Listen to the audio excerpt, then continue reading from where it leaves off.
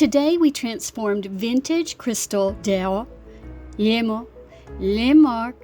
stemless martini glasses into beautiful formal style tea light candle cloches. How exciting is that? Welcome, I'm Jeanette, a home decor artist and a vintage rehab designer. And you know, candle cloches, they don't have to be simple and ugly. They can be pretty and elegant, and this one is very pretty and elegant. Now these vintage glasses have a cupped base to them, and we took advantage of that, filling it with some soft Spanish moss and some little white florals.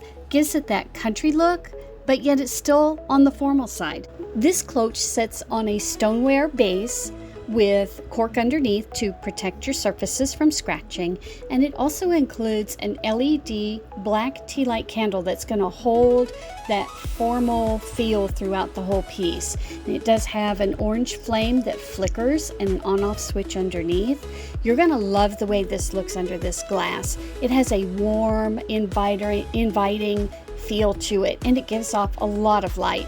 So you're going to be able to put it in a dark foyer, a hallway, a guest room, on your vanity. You could put it on your fireplace mantle as well to give off some warm coziness to the room.